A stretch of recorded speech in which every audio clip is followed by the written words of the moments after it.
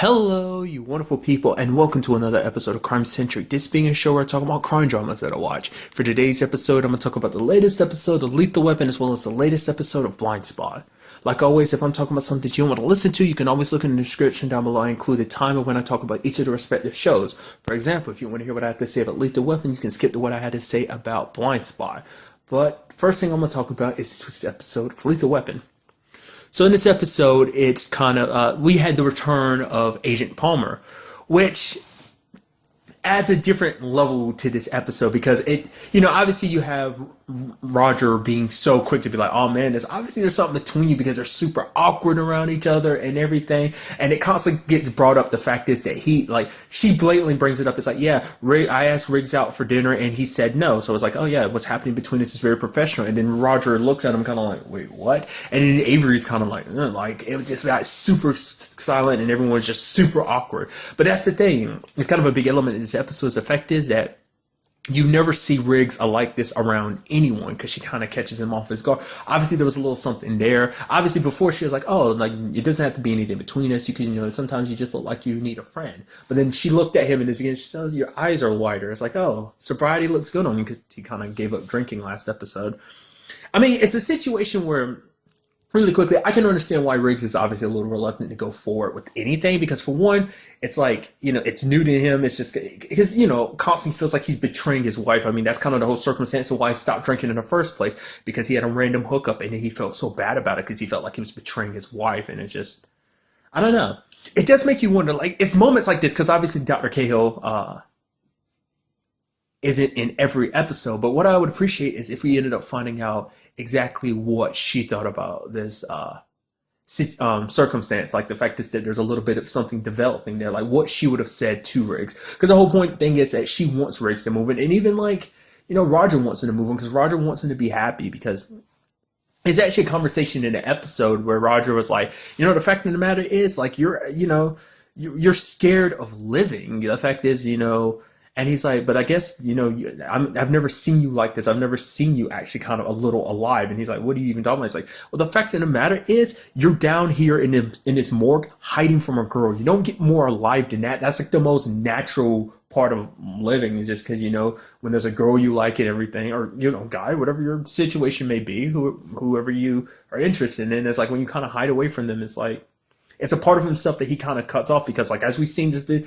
other cases aside from Palmer where ladies have kind of been winking his direction, but he's just never really paid them much attention. But then you have this whole flirtatious relationship he has with Palmer, which I really like. And on top of that, it's just like, they don't want to acknowledge it. Well, eventually Palmer acknowledges it, like, being like, oh yeah, like, obviously there's something there, but it's like she's kind of waiting for Riggs to kind of act upon it too. But it's as if, like, you see that look in his face, like when she gets shot and like her vest catches the bullets and everything. He was the look in his eye, and she's like, oh, like when she pops up, he hugs her and everything, and you see like a look of sadness and concern, like you've never seen him like that about another person. It's just like he was actually afraid that she was dead or something. So it's interesting to see that. And like I said, the little playful back and forth, pretending like it's nothing, just because Riggs can do it, no problem. But then it's like when you find out, it's like when someone kind of points out, in fact, when it's like Roger being like, oh, what's going on here? And he's like, what are you talking about? What do you mean what's going on here? It makes it a little too real. So he kind of has to back away, and it just makes him feel uncomfortable and nervous. And then he's actually feeling bad about turning her down. Like, it's a very complicated situation. He's trying to slowly piece himself back together, especially in this episode, constantly bringing up the fact that, hey, I'm a new man. I got a new t-shirt on and everything. So it's like, yay. But obviously, running into like the main theme of the episode, essentially this is all dealing with Leo Getz, who's kind of a lawyer, played by always funny Thomas Lennon, and essentially he's kind of a crappy lawyer. Essentially, in my brain is kind of like, think Saul Goodman, but worse. I mean, at least Saul Goodman, obviously he has bad points, the way he trying to get criminals off and stuff like that. Like, he's a terrible lawyer in the sense of like his clientele, but he's actually pretty good at what he does. He's pretty good at scumming it up a bit. And it seems like the word constantly used for Leo is like weasel. Is that she's like, oh, look, I was like, oh, she wasn't the lady that was like, oh, the weasel. She saw the weasel leaving. I was like, well, legitimately was a weasel. Essentially, he was making a deal with a DEA agent to basically get this dude one of his clients to turn on.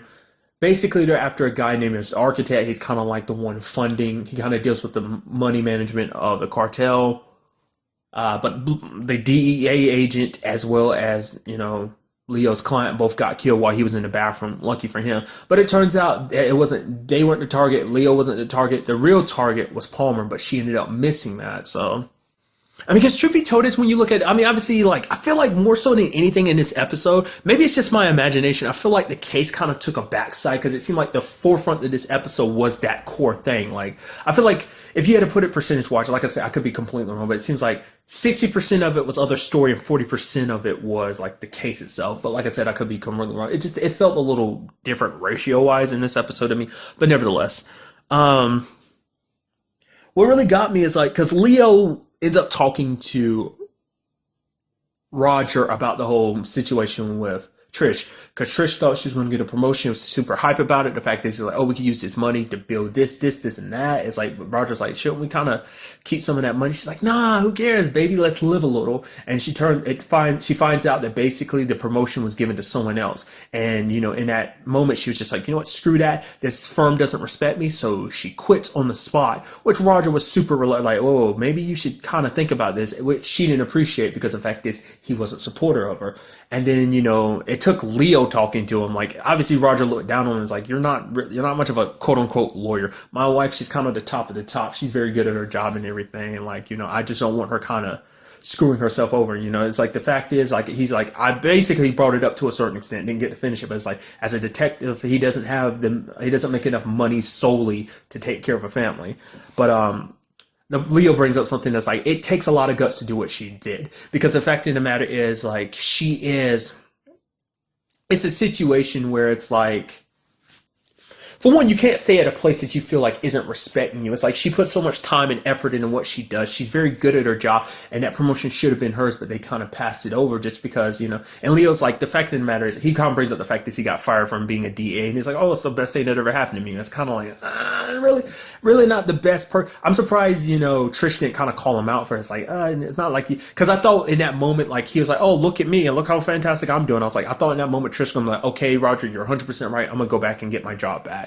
But it's more of a sense of like, because I understand why Roger was a little freaked out, because it's a circumstance of like, life is very unpredictable, and especially in a situation where Trish kind of quit in the heat of the moment, and it's like you don't really have any other plans set forth, and it's like, you don't know what you're going to do with your life, what that means going forward for us. But the fact of the matter is, in that moment, what she wanted was his support, and he even admits later on, it's like she wasn't in the wrong. It was like she did what she felt was right for her. It's like working there wasn't the right path for her anymore. And yes, she might not have a clear cut image of where she's going to go. Maybe she's going to do her own solo practice type of situation. Who knows? Maybe she'll find someone else to partner with. Maybe she'll find a different firm to work with. Whatever the case may be, like, life is just, because it's so unpredictable, it's scary, especially for someone like Roger, who wants everything kind of lined up in a row. Like, he's very worrisome about those type of things, with right to be. But it's like, you got to do what makes you happy in a long run of life. And that's like, for her, it's like she felt like it was the right move, which eventually, Roger, after hearing what Leo talked about, and especially hearing from Riggs is like, the fact of the matter is, he's like, Roger's scared of like, oh, what this means, like, Trish might not get another job, even if she wants another one. And then he's like, Riggs is like, but this is Trish Murtaugh we're talking about. Does she seem like the type of lady that will back down or just not get what she wants? She's a very strong-willed woman that is tough as nails and will basically, do what she needs to do. Like, nothing's going to stop her, nothing's going to stand in her way type of mentality. So, what we did get to see at the end of the episode, Roger being supportive and helping her clear out her desk. And it's like, oh, it makes you wonder what this new chapter of her life is going to be. What I did appreciate is at the end of the episode, it shows like the bus driving away, and at the back of it is Leo, but he also included Trish. He did tell Roger later on in the episode, he was like, oh yeah, and you're welcome. He's like, for what? You'll see. And so, what could that mean for going forward? Could it be a situation? Obviously, I doubt it's a situation where he's like, oh, this is me and Trish working together, but more so than anything, probably just like, oh, get in contact with me and I'll get you in contact with Trish. Like, obviously a little promotional help, just in case, because she might be on her own right now, but she still has her law degree and everything. She's still pretty good at her job, so. And also think little thing I love is the fact is when Avery's thinking all the people, it's like, oh, my department, Agent Palmer, all these people help with everything. And he's like, and the help of local Leo gets. It's like he almost choked saying like those words coming out of his mouth. It almost looked like Avery choked on him trying to say it. So I thought it was like a little thing that I appreciate. But also at the end, Palmer and, going back to it, her and Riggs being like, the moment he sees her coming, he's pretending like, oh man, I'm working on something. Whoa, yeah, I am busy paperwork. Ugh. And then like go into the elevator and everything, start making out. And then Scorsese kind of comes up and they stop making out and he gets into the elevator. He's like, I'm sensing something. It's like you killed the mood. It was just a good, passionate thing and you kind of ruined it. Nice going, Scorsese. It's like you think you'd be a little more aware of that type of situation, considering the fact is that you kind of have a crush on Bailey. But I guess the whole point is the fact is he's not really kind of your average person to kind of be more, he doesn't catch the signs, which I'm right there with him because it's like I've had situations in the past where girls have been like, oh yeah, I like you. It's like, where's this coming from? It's like, oh, it's always been there. Really? Why haven't I noticed that? I've never noticed you because I have such a hard time believing it. Like that's me getting too into that, and that's not really worth knowing. So I did appreciate like the fact is that we kind of, even though Riggs is a little wild and crazy, it does seem like some of that, like it rubs off on Roger. It does seem like it's rubbing off a little on Palmer too, because when the whole plane situation, she's like, okay, he's like, I got a plan, and she's like, I got a plan. It's like, okay, we're going to at the same time to say jump, and he's like, oh, that's okay. Oh, we had that moment of kind of going, oh, that's so cool, and then they jump. And then he smashed through the ceiling of the hotel and land in the bed. And she's like, "Huh? I figured I'd get you in the bed with me somehow." Was not expecting her to say that line. Was really expecting Riggs to say that. But then again, it's like that. I don't know. Like it seems like it might have been a Riggs thing, but at the same time, it's like Riggs doesn't really make those kind of jokes. I don't think so. That was just kind of interesting. Like I really wasn't expecting her to be the one. I guess it's because in my mind, it's because Riggs is the more loose one when it comes to kind of like the way he is, just everything about him, and she's the more proper like cop and everything, agent. So I don't know. I guess it was kind of supposed to be kind of a situation where it's like it kind of flipped the dynamic a little bit. So I thought that was kind of interesting. Overall, a very good episode. I hope this won't be the last time we get to see Agent Palmer. I was super excited that this was another episode with her because I was like, oh man, that last episode was just that last episode. I was like, no, we got another one. I hope there kind of continues to be a budding romance between her and Riggs. Obviously, they have a thing for each other. I hope something else doesn't come up. I mean, I'm sure stuff connected to Miranda will come up to make him question that, but it's like he's obviously taking little steps forward, like the whole sobriety thing, being open, kind of having feelings for a girl. Like this is like, without being drunk.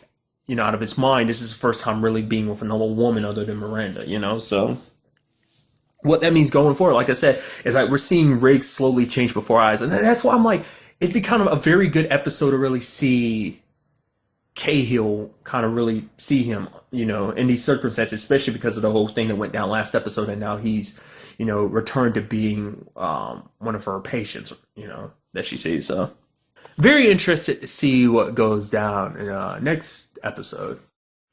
And now moving on to this week's episode of Blindspot. In this episode, we have the return of Rich.com again. It's like, I love the fact is that he's constantly a recurring thing throughout so far, because he pops up at least twice every season, which I really appreciate, just because it's always, like I said, in the first time he came up, it's kind of like, oh, he's kind of really off kilter a little bit, he's kind of a weird bad guy, but then it's like, each subsequent episode, he's just been so much fun to have around, like, obviously the episodes have a serious tone to them, but it's also, you add in it, mix in a little bit of comedy, especially in this episode, because it was like, well, basically the premise is that basically there's a tattoo on Jane's body that's connected to Rich, because basically it's a part of some secret society that he's a part of and everything, and apparently there's a formula connected to it. It's kind of a risk-reward situation, like basically you use this equation to decide whether something's worth doing or not, whether the risk outweighs the reward. Like, it ends up coming out, it seems like that ended up biting Rich kind of in the ass, because later on you end up hearing him and Zach Riley. It's kind of a guy who basically, he's kind of like this show's version of Elon Musk. It's like, oh, well, I mean, Elon Musk is trying to get us to Mars, but it's like, in this particular show, it's like Zach Riley trying to get them to the moon, and also, like, he's basically created the infrastructure for what is basically, how we share and do stuff with music online. Basically, he's like a very, very rich dude. And that basically Rich himself could have been part of that, but Rich put that whole situation into an equation when Zach went off away from college and took the equations that's the work that they were working on together. He took it and finished it somewhere else when Rich decided to stay back in college and kind of continue on the path that he did. So it's like, because that's what I was wondering about in this episode was like, okay, so obviously Rich has got to have some kind of angle in this whole situation. They're trying to scheme his way out of it. I was just like, I don't know how he's going to do it, especially because Boston got brought into. I'm like, there's definitely something hinky here. But it's like, it turns out not to be the case. He actually legitimately was helping and stuff. He is kind of more religious and everything. So I mean, but the moment I saw that, I think everyone was just like, "Oh my god, like shut up! You know, you're just phoning it in. You're lying. You just to kind of let everyone's guard down because everyone. Well, I mean, no one's guard is down around Rich because they're like, yeah, he might seem like a bumbling idiot, but he's very smart and he's very sly at what he does. So, I mean, it's not like he has manipulated the FBI in the past, but what I really appreciate about this episode is the fact is that, like, you know, it's like, oh, to go to this whole secret society thing, they needed more eyes in there, so they couldn't just ask Boston and Rich to go in. They had to have dates too. So Boston went with Patterson, which is already amazing on its own because they don't like each other. They really, really don't like each other. I love the whole time, like, you know, Boston's complaining about Rich. Oh, Rich only cares about himself, this, and that. And then Patterson kind of snaps. She's like, shut up. You're sitting here complaining about, oh, boo-hoo, you and your significant other broke up. How about when your significant other ends up being a traitor and tries to kill you, and but not really trying to kill you, hands you over to someone and has that person torture you? And it's like, oh, yeah, you know, kind of got that all over her shoulder. She's like, huh, feel better now? She's like, actually, I do. I was like, oh, he's actually a little caring because he knew she was a little bottled up, so he was saying all that just to kind of spark her to kind of get it off her shoulder. And then he immediately goes, now can we go back to my problems? Like, never mind. Just the constant back and forth between them that they don't like. Just, I guess it's because, you know, obviously the first time they met, he put her down like, oh my God, you're such an idiot. Like, oh my God, like, how about you get out of the way? I'm good at this. Like, this is something you can't comprehend. You know, when Patterson's literally one of the smartest people in the show, if not the smartest person in the show. But I also love the fact is that, like, you know, beforehand, like, you know, initially, Kurt was like, okay, so you're going to have to take Tasha to be your date. And he's like, which one's Tasha? And it's like, yeah, Miss Frowny over there, she's not going to be good date. Like, you know, I guess I have to pick someone out. And he's like, well, and Kurt's smiling. He's like, well, Jade's not here. And looks away, and then he turns back and looks at Rich. He's like, you weren't talking about Jade, were you? And it's almost like Kurt was his eye candy. What I appreciate even more is when the dude Thad walks up, he's like, oh, he's not. There's no way that's your husband. And it's like, oh. Obviously, he's a hooker because that's apparently what Rich did. Apparently, the secret way that him and Kurt ended up going through was a way that he basically would sneak hookers in. It's like, oh, did I mention the hooker thing? Yes, you mentioned the hooker thing. I was like, all right, just making sure I did. And it's so sad. It's like, oh, look at Kurt. He's so burly and everything. Obviously, he's a hooker, and it's like, it's so sad. I'm surprised Kurt didn't take that as an insult. I'm sure on the inside he took it as an insult. Just been like, I could be somebody's husband without being a hooker. It's like, don't just. I mean, I guess in a sense it's kind of like, oh, the way he looks, there's no way that, you know, he stooped so low to be with Rich or something like that. I'm assuming that's what the dude Thad was kind of getting at. But like that was another element of this too. It's like we got a little bonding between Kurt and Rich because they bonded on the fact this is like, you know, it's like, you know, because Rich was kind of a troublemaker in school. Like, one of the guys doesn't like him because basically he disassembled his BMW or something like that and then reassembled it on the school roof or something. And he was surprised that, you know, Kurt didn't kind of, because like, oh man, you were a troublemaker. And it's like, Kurt opens up and is like, yeah, I was actually a bit of a troublemaker myself. He was like, there was that bonding moment just laughing and hanging out and everything, you know. Even had that moment where, you know, obviously I brought it up earlier, the whole Riley and Rich situation, but Rich was like, the fact of the matter is, Kurt, don't spend your time always focusing on missions. You know, you take your girl Jane before someone else does, you know, before someone else comes and kind of, you know, makes $6 billion with. He's like, I know that doesn't make any sense, you know, obviously, you know, making a comparison, but obviously, you know, it's something that does slightly come up because like Kurt's like, oh, where are you off to? She's like, you have a date? She's like, oh yeah, no, it's not a date. It's a date. And it's like, you know, it's kind of like the reverse because it was always something in season one. It's like he had someone. I mean, it pops up in this season too. I I don't necessarily know that Jane knows that Nas and Kurt are done. I don't think she knows that. Did she even know that they were a thing before? I don't think she did. Maybe other people kind of picked up on it. I don't remember if everyone explicitly knew. But it was just an always thing, especially in the first season. It's like, oh, him with Allie. And just because their relationship is super complicated. And it gets even more complicated. It's definitely going to get even more complicated going forward. But I'm gonna save that when I talk about the other side of this episode. But like I said, though, it's so interesting that the fact is that Rich is the way he is, and like he ended up not being a bad guy in this episode. That he actually, in the long run, ended up doing more good than harm. Essentially, like I was so sure everything was going to be a scheme. I did appreciate the fact is that he left this situation with 2 gunshots, one in the foot because it's like, hey, my new religious ways won't let me kind of do any hacking and stuff like that. Pow, ow, you shot me in the foot. And then Kurt's like, okay, Rich, I'm sorry about this. You know, I have to stop him. He's like, why are you apologizing to me? Shoots him in the leg and has a gun on Thad. And he's just like, because it also kind of goes back to something else earlier, and I forgot what the circumstances were. It's that, like, you know, Rich is like, I don't know what. The fact is, you're so controlling. You know, he's calling Kurt so controlling. It's like, you're so controlling. I don't know why I keep coming back to you. And it's just like, I think the reference he was making is like, okay, now your obsession is speed is affecting the rest of your life. So, obviously, not the drug speed, the movie speed. Just kind of had that clarification. And also, it turns out, the fact is that he ended up solving one of Jane's tattoos, because it's like, I'm not stupid, I know what you guys are doing. I actually kind of looked into your files the last time I was in the FBI building, so here, I actually solved one of the tattoos for you, which I'm not sure explicitly what tattoo it is, because it's like, obviously you see the tattoos in a general sense, but you don't really know each one and what they represent and stuff like that, obviously. But it looked like something that seemed like it might be important, because the look on Jane's face, but obviously we didn't really get into that. I'm sure that's going to be next episode's thing. But I love the conversation be like, yeah, how pissed do you think Patterson's going to be that Rich is the one that solved one of the tattoos? It's like, yeah, she's going to be super pissed. But kind of along that mission line came up the whole Nikki and Reed situation, because Reed brought it up to Tasha, which I'm surprised like he actually brought it up. I thought he was going to keep that at but it's like, yeah, I'm with Nikki. She's like, Freddie's girlfriend, Nikki? He's like, his ex. And it's like, you know how messed up that is? And he's like, yes, Tasha, I never realized just how messed up that is. Which it is pretty messed up, especially because the fact is that he's still doing drugs, because apparently he spent the whole weekend doing it, because it's like, oh, it was not. He's like, no, I'm not going to do any. I got to go to work. And he's like, it was nice to spend a weekend being someone else. And it's just like, dude, it's a very slippery slope, because it's like he found some of her drugs. He's about to dump them out, but then he kind of took a sniff, and it's like, dude, going down a very dangerous road here. And then, like I said, it's understandable.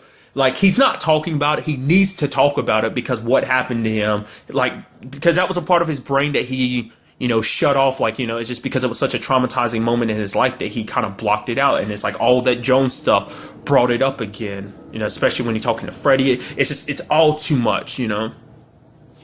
And he's not willing to talk to anyone about it, Tasha, or get even professional help, because to him it's like, oh, Jones is dead, so it's done. But it's like, it's not done. Even though Jones is gone, like, that damage is still there. And it's like, the thing is, like, we already know he had a hard time even talking to Borden about it. But like I said, probably, like, I think I brought it up last episode, being like, even with the whole situation being what it is, he might have been a little more open to Borden. But now after finding out about Borden being kind of like a mole and everything, I'm sure that kind of puts up his guard even more. Because it's something like, you know, he's supposed to be a tough FBI agent. So I'm sure it makes him feel weak, you know, and it's nothing to feel weak about. Like, some dude took advantage of you. It's nothing to be ashamed about, like, you know, because you need help. You need to talk about it, you know, before things are already spiraling a little bit, and it's just only going to get worse before he gets some help. Because another thing, kind of going back to the whole Patterson and Boston thing, something did kind of pop up, is the fact is that, yes, like, they both have relationship issues, because she ends up seeing, like, that piece of art in front of, like, at the campus and everything, and she's like, oh, wait, you made this? She's like, it's so beautiful. How can someone who made something so beautiful be a criminal? And he's like, well, I followed my heart. And that being, like, because he loves Rich and everything. Which I did kind of lead out. The fact is that Rich did kind of partition for Boston to be sent to a more, a different prison, like a minimal security place.